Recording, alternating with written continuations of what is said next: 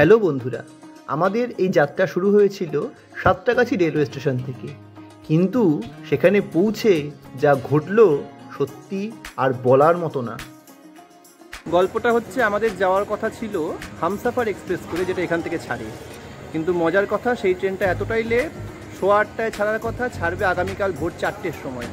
তো যাই হোক, আমি ট্রেনটাকে ক্যান্সেল করলাম। অনলাইনে যেহেতু টিকিট কেটেছিলাম, নর্মালভাবে তো ক্যান্সেল করা যাবে না, তো ফাইল এটিডিআর বলে, টিডিআর কী করে করতে হয় সেটা পারলে পরে আপনাদের ভিডিওতে জানিয়ে দেবো। তো যাই হোক, সেটা আমরা সঙ্গে সঙ্গে ক্যান্সেলটা করলাম। দেখা যাক, 60 দিনের মধ্যে জানাচ্ছে যে আমি কতটা রিফান্ড পাবো। আর কপালটা ভালো যে আমরা জ্ঞানেশ্বরী এক্সপ্রেসে 2 টায়ার এসিতে তৎকালে পেয়ে গেছি টিকিট। তো এখন জ্ঞানেশ্বরী এক্সপ্রেসে 2 টায়ার এসি করে আমরা উঠছি। আমরা আগামীকাল সকালবেলা গিয়ে বিলাসপুরে নামবো। কটায় নামবে দেখা যাক।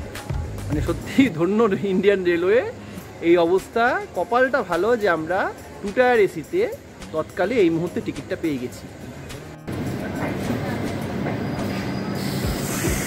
ওই যে আমাদের এটুক, আমরা এখন উঠবো। রাত 9:15টায় বাবু এসেছেন, আসার কথা ছিল 8:35।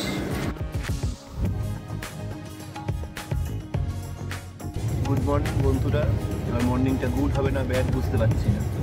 আমাদের 11:45-এ বিলাসপুর থেকে ট্রেনটা ধরতেই হবে, আর এই ট্রেন কিন্তু প্রচণ্ড লেট যাচ্ছে। কতক্ষণে পৌঁছায় বুঝতে পারছি না, যথেষ্ট টেনশানে আছি। ট্রেন ঢোকার কথা ছিল সকাল 7:30, আর মহান ট্রেন এসে পৌঁছালো দুপুর 12:30। সত্যিই ধন্য। তা আমরা, আমাদের 11:15টার সময় ট্রেন ছিল, আরেকটা টুইস্ট, সেই ট্রেন বেরিয়ে চলে গেছে।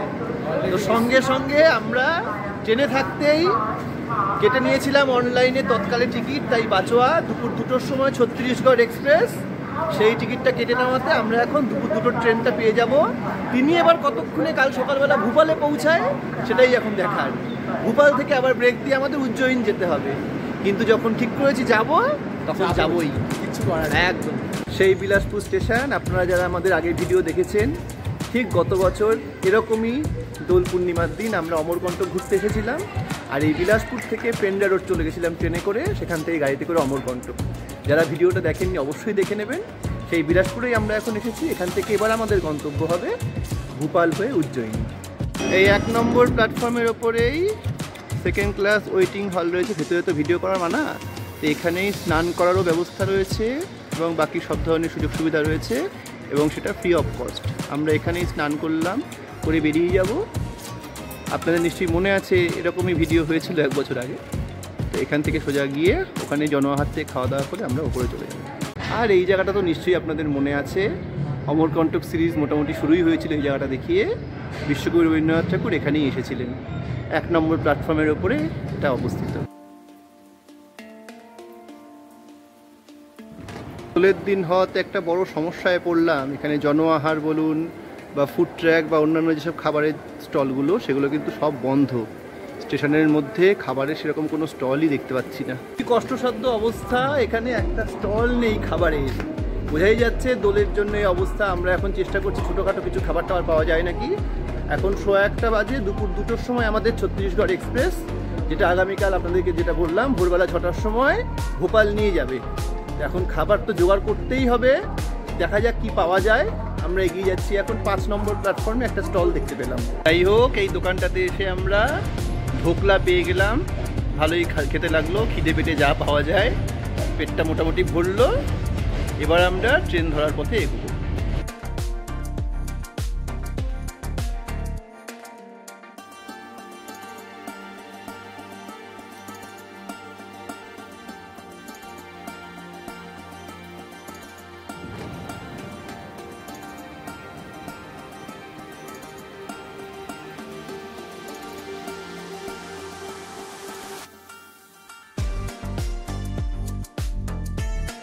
আমরা এসে পৌঁছলাম নাগপুর স্টেশনে।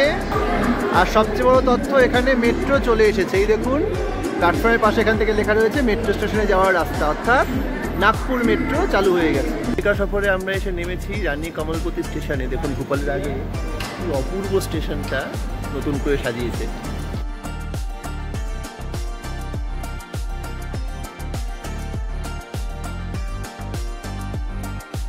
ভোপালে নামার পরে আমরা জানতে পারলাম উজ্জয়ন যাওয়ার যে ট্রেনটা ছিল সেটা বেরিয়ে গেছে। পরবর্তী ট্রেন প্রায় 9টা-9:15 নাগাদ আসবে, সেই জন্য আমরা আর ওয়েট না করে এখান থেকে সোজা বাস স্ট্যান্ডে চলে যাচ্ছি। বাসে করে উজ্জয়িনী যাব, আবার একটা নতুন অভিজ্ঞতা।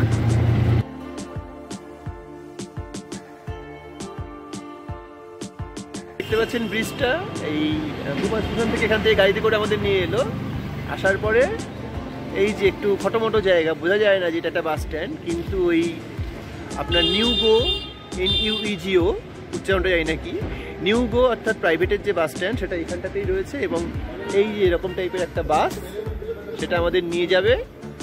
এখন বাজে 7:30টার মতো, 8:15টার সময় বাসটা আসবে উজ্জয়িনী যাওয়ার বাস। তো আমরা এই টিকিট কাউন্টার পাশেই রয়েছে, এখান থেকে টিকিট কেটে নিলাম। ট্রেন যেহেতু অনেক লেট করছে, 9:30টার সময় ভোপাল ছাড়বে, তাই জন্য অনেকটাই দেরি হয়ে যাবে, তাই আমরা ট্রেনের অপেক্ষায় না থেকে বাসটা করে চলে যাচ্ছি।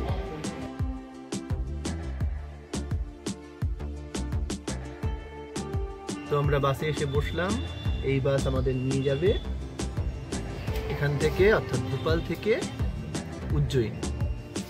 একটা বেশ ভালোই ব্যবস্থাপনা, বুঝতেই পারছেন, সামনেই ড্রাইভারের সিট, আর ঠিক পিছনেই আমরা। ভিউটা আশা করি খুব ভালো পাবো। 8:15টার সময় বাস ছাড়বে, এখন 8টা বাজে, দেখা যাক। ভোপাল থেকে উজ্জয়িনী মোটামুটি 3 থেকে 3.5 ঘন্টা সময় লাগে। তো এখানে আমাদের মাঝপথে ব্রেক দিয়েছিল।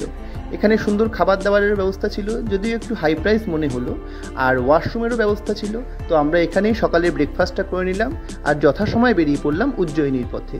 আর ঠিক সময় ধরে মোটামুটি 11:30 থেকে 12:15টার মধ্যে আমরা বাসে করে পৌঁছে গেলাম উজ্জয়িনী। বাস থেকে নেমে আমরা একটা অটো নিয়ে নিলাম। অটো করে 100 টাকা নেবে, একদম মন্দিরের কাছাকাছি আমাদের বলতো ছেড়ে দেবে। দেখা যাক কতটা যাওয়া যায়। তারপরে হোটেলে পৌঁছাবো নাকি পৌঁছে। বন্ধুরা, আপনারা দেখতেই পাচ্ছেন আমরা আমাদের হোটেলে পৌঁছে গেছি। অটো করে এসেছিলাম, অটোটা আমাদের যেখানে নামালো সেখান থেকে হেঁটে 4-5 মিনিটের দূরত্ব। যেহেতু আমাদের প্রচণ্ড তাড়াহুড়ো ছিল, তাই আর বেশি কিছু ভিডিও করতে পারছি না। আমরা হোটেল থেকে এখন সঙ্গে সঙ্গে বেরিয়ে পড়ছি দর্শন করতে, কারণ আজকে একটা দিনই পেয়েছি উজ্জয়িনী দর্শন করার। আসুন, আমার ভাই নিতাই ও আসছে, আমরা শুরু করে দেবো মন্দির দর্শন। তো বন্ধুরা, এই ভিডিওটা আজকে এই পর্যন্তই। আগামী ভিডিওতে আমরা আপনাদের সামনে তুলে ধরবো মহাকালেশ্বরের নগরী উজ্জয়িনী একদিনে আপনি কিভাবে ঘুরতে পারবেন। তাহলে দেখতে থাকুন আপনার চ্যানেল জয়দীপা ট্রাভেল। নমস্কার।